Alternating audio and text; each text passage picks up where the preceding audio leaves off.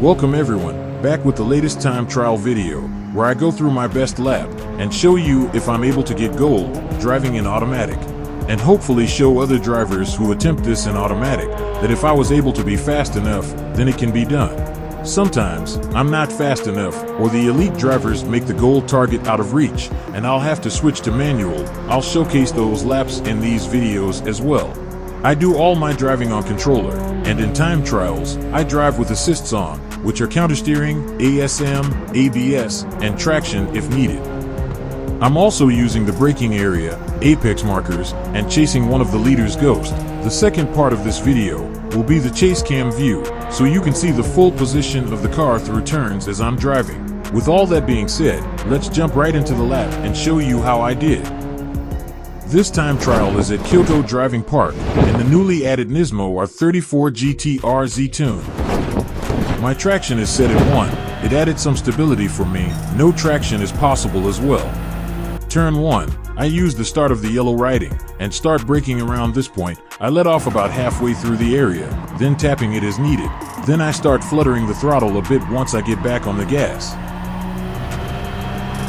This S-turn is tricky, seems like it can be done flat out, but I'm unable to do it. I lift at certain points to keep my line. These two curbs can send you off wide if you don't hit them right, but also, on the exit, it may seem like you're gonna hit the wall, but you won't.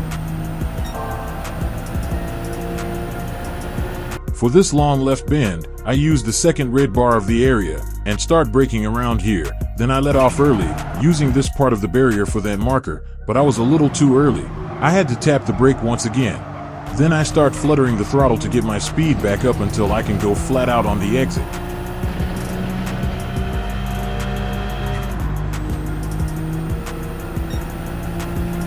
For the chicane, I use the 150 board, but I start braking as it hits the edge of my screen. I let off and start my turn at the 50 board, and I'm back on the throttle at the curb, trying to keep it as straight as possible while abusing the track limits. It's very easy to get thrown into an oversteer in the chicane, so do it slower to get your line right, then speed it up, and do the same for the tricky S-turn at the beginning.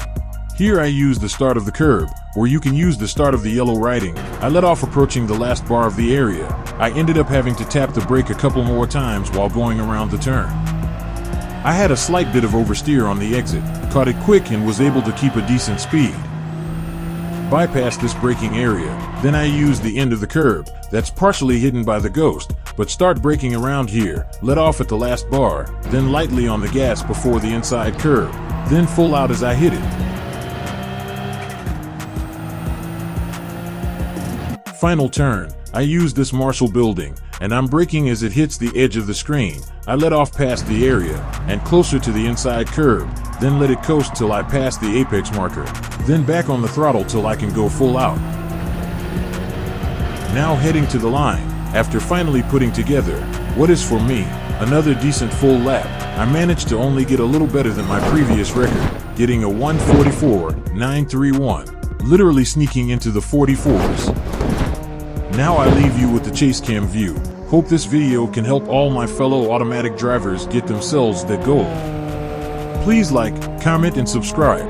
Your support is greatly appreciated. Thank you, and see you in the next video.